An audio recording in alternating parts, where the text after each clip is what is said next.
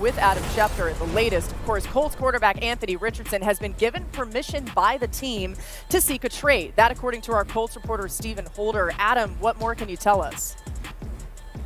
Laura, the Indianapolis Colts are prepared to move forward this year with Daniel Jones, whose contract is up and who the team is trying to re-sign, along with last year's rookie quarterback Riley Leonard from Notre Dame. With those two quarterbacks expected to be on the roster, obviously Anthony Richardson is looking for another home, a place where he would have the opportunity to be higher on the depth chart and play more. And the Colts have granted his agent permission to seek a trade. You remember last year, Richardson was hurt in pregame warmups, hurt his eye. His vision was impacted in a stretching band exercise accident.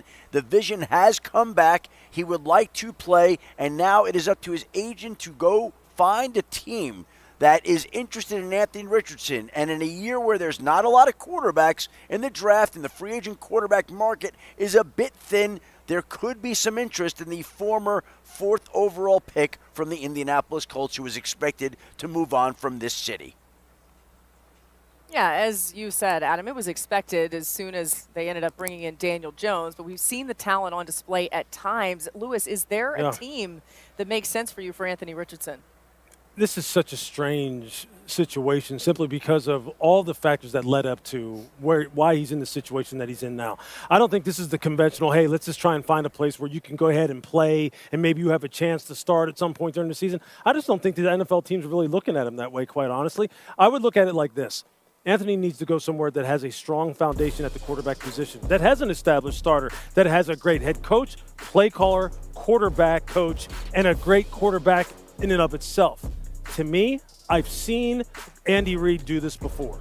I've seen him do it when we had Donovan McNabb in Philadelphia, and then we signed Michael Vick once he got released from jail, and we kind of basically rehabbed his entire career at that point in time. He wound up becoming a starter and playing very good football for us. I'm not saying that happens for Anthony Richardson in Kansas City, but I think he needs to be around that kind of culture. He needs a level set here. He needs a reset on his career. I just don't think this is going to be a very conventional type of situation. Yeah, I agree, and I think a lot of teams make sense for the reasons you described because they aren't bringing him in as a starter. He doesn't cost a lot of money. This will not be a trade that requires a lot of high draft pick, in my opinion. So a team like Kansas City, I'll throw out the Rams as another team where they're starting to think about the future, but they don't really have to at the moment.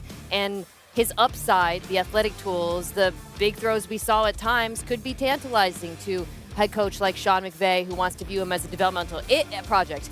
If, however, he is interested in at least the opportunity to earn a job, that's when I go to a team like Minnesota that I don't feel has many good options to bring in competition for J.J. McCarthy. If you bring in Richardson, to me, that's actually weirdly a vote for McCarthy because you're saying we still think you've got a chance. We don't need to bring in a vet like a Kirk Cousins. But if I'm Anthony Richardson, that would have a lot of appeal to me. I don't know if Minnesota does it. Yeah, I don't want to be negative. Lewis is 100% right with his assessment of this, that this is not a traditional prospect, and there's a lot of hurdles he has to overcome. Adam mentioned he had no vision in his eye last year. So, yes, he's been medically cleared, but that is a significant piece of this. Secondly, there was questions about his heart and whether he loves football, stuff that is real character stuff. Where are you now? Now that football was taken away for a season, where are you now? Do you come back hungrier than ever, wanting to learn more than ever? And the final part of this, and this is so much to do with the coaching and the evaluating of these quarterbacks, Shane Steichen's viewed as a quarterback-friendly head coach who pours everything into these young quarterbacks and is one of these individuals that is known for his ability to connect with all different quarterbacks, young, old, traditional, under center. And it didn't work out there. So this is a flyer. This is a coach who says, hey, we got a shot and let's give him a chance. But please, let's not compare this to Baker Mayfield or Sam Darnold, who are starters in this league for years and years and then got another opportunity. Yeah, I realize it's going to be a bit of a learning curve in so many ways. I actually spoke to Anthony Richardson on the field before a Monday Night Football game we had toward the latter part of the season, and he said he's learned a ton and actually learned a lot from Phillip Rivers. So I do think there's a bit of an opportunity for a new lease in this whole situation. He feels like he's ready for that. We'll see who ends up giving him a chance. Adam, last word from you. Well, the last thing is NFL Films captured a moment between Anthony Richardson and Kevin O'Connell in a post-game exchange last season where Kevin O'Connell reached in, hugged him, and said, "You're going to play in this league for a long time. I still believe in you." Now, we'll see if the Vikings have any interest, but let's also keep in mind we're coming off a season and seasons in which we've seen Baker Mayfield rebound, Mac Jones rebound, Sam Darnold rebound and lead the Seahawks to a Super Bowl title. And when teams are in need of a quarterback, somebody out there might be inspired by some of these reclamation projects that Steelers Nation, let me ask you something right now, and I want you to really think about this. What if the next quarterback experiment in Pittsburgh isn't about a 42-year-old legend, but about a 22-year-old athletic freak who just got permission to find a new home? Yeah, I'm talking about Anthony Richardson. And before you roll your eyes, before you say, "Here we go again," stay with me, because what was just said on NFL Live might quietly connect dots straight to Pittsburgh. So here's the situation. According to ESPN's Adam Schefter on NFL Live, the Indianapolis Colts have officially given Anthony Richardson permission to seek a trade. That's not speculation. That's not rumor mill nonsense. That's real reporting. The Colts are moving forward with Daniel Jones and Riley Leonard, and Richardson is now looking for a place where he can climb a depth chart and actually play. And in a quarterback market that Adam Schefter described as thin, both in free agency and in the draft, that matters. Oh, it matters. Let's slow this down. Former 4th overall pick, elite athletic tools, cannon arm, freakish size, but also injuries. Vision issue in pre-game warm-ups last season, concussion history, shoulder issues, completion percentage hovering around 50% in limited starts, high volatility, big upside, big risk. Oh, that's the profile. Now here's where it gets interesting for Steelers Nation. On NFL Live, they made something very clear. This is not a conventional plug him in as your starter situation. Louis Riddick said Anthony Richardson needs a reset, a level set. He needs to go somewhere with structure, with a strong head coach, with a real quarterback room, with stability. Not somewhere desperate, not somewhere chaotic, somewhere that can rebuild him mentally and technically. Now tell me something. What has Pittsburgh always been known for? Stability, structure, culture, accountability. Even through quarterback transitions, the Steelers don't collapse into dysfunction. They don't tank, they don't spiral. They compete every year. And if Aaron Rodgers returns, like Omar Khan has openly left the door for, imagine this scenario. Just imagine it. Rodgers as the established starter, Mike McCarthy running the offense, a veteran quarterback who has seen everything in this league, and Anthony Richardson sitting, learning, absorbing, not thrown into the fire, not forced to carry a franchise, just rebuilding. Yeah, that's intriguing. Now hold on, because I'm not saying trade the farm. Let's look at what the panel said. They made it clear this would not require a high draft pick. Richardson doesn't cost a lot financially. This is a flyer, a developmental gamble, a coach saying, let's see if we can unlock this. And here's where this gets spicy. They mentioned Kansas City as a culture fit, the Rams as a developmental fit, Minnesota as a competition fit. But let's think about Pittsburgh specifically. The Steelers have a new head coach in Mike McCarthy, who historically has developed quarterbacks in structured systems around them. He worked with Aaron Rodgers in Green Bay. He understands quarterback mechanics, timing, structure, discipline. Anthony Richardson's biggest issue right now? It's not talent, it's refinement, it's consistency, it's processing, it's health management. On NFL Live, one of the analysts brought up something serious.